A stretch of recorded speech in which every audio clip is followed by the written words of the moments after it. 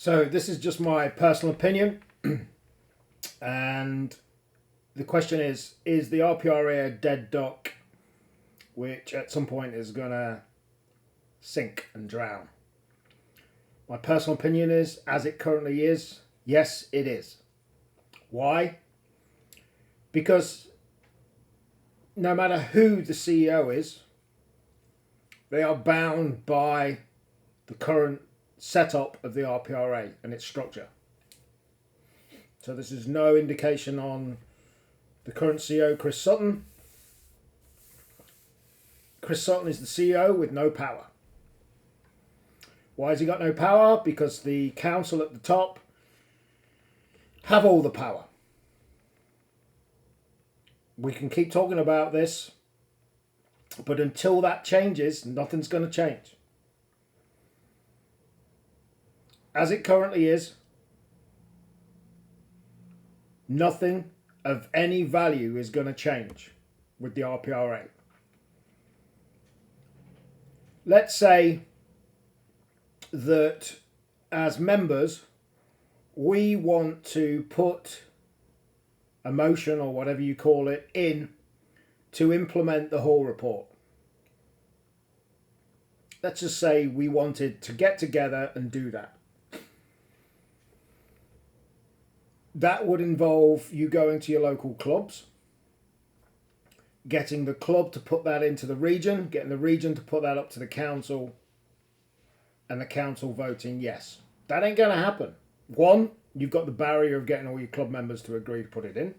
Two, you've got the region to agree to put it in to the top council. And three, you've got the council then voting that yes, we should implement the Hall report. And what is that? That's turkeys voting for Christmas, because the Hall report says the whole structure should be abolished and started again.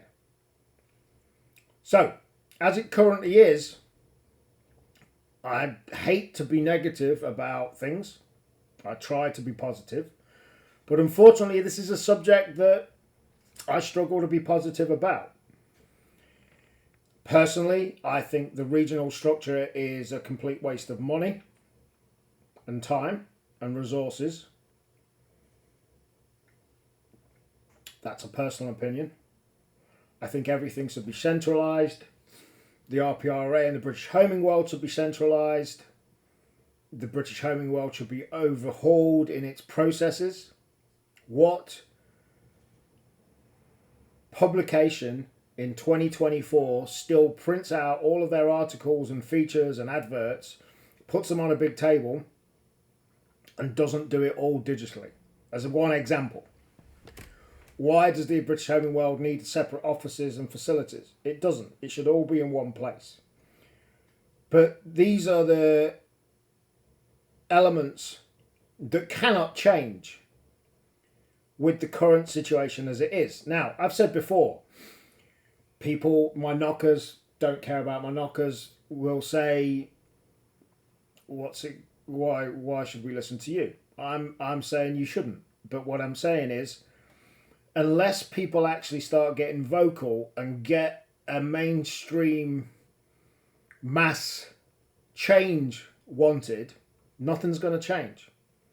As it currently is, the Hall report needs to be implemented, and it's not going to be implemented because the regional structures, this whole council structure of the RPRA needs changing. This was set up many years ago when things were very different in the racing pigeon sport. And it's not going to change. And it needs to desperately. I personally believe, as the RPRA currently is, got 2, 3, 4 years maximum. And who wants to see the RPRA fail, go into administration? Nobody that cares about the pigeon sport. There's also some fundamental issues here. That if I, as an individual non-club member, as an RPRA member, I have no say as it currently is. That cannot be right. I'd guesstimate there's between 5 and 7% of the RPRA membership that aren't in clubs, and therefore their voice is not heard. That cannot be right. The fact that as a non-club member you have no way of even trying to influence anything that happens in an organisation that you pay your money to every year. Can't be right. Let's shake some reality into the situation. Levies are a plug in the hole.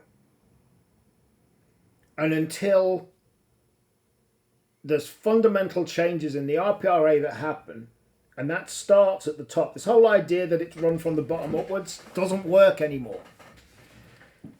A CEO should have the ability to make decisions for the better of the organisation without having to wait twice a year maximum and then have it to be voted in by a group of 22 people.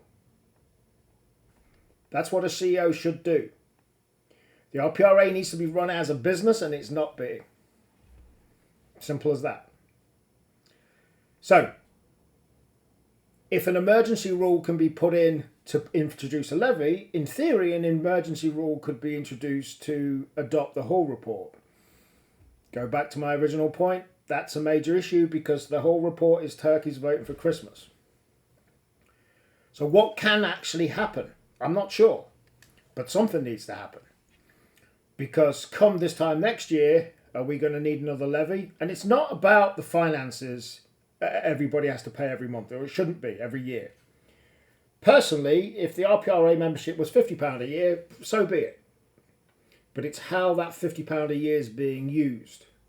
And the gross inefficiency, the non-adoption of the digital era.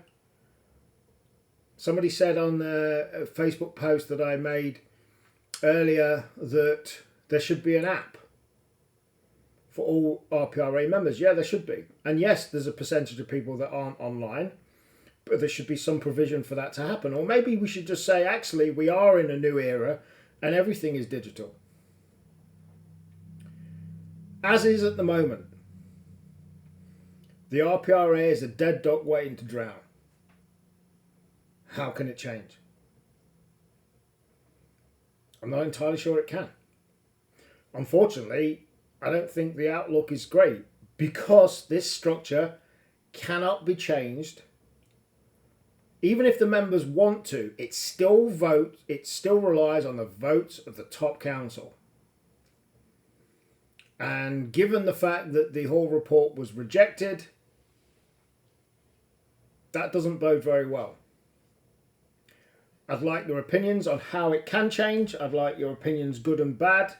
As I said before, I've got no interest, don't care what the knockers about say and the trolls and the haters or whatever. All I care about is how can things actually change? Because it's very realistic in the next 5 years. It's not going to survive as it currently is. So, what practically can happen to make this change? That's what matters. Catch you soon.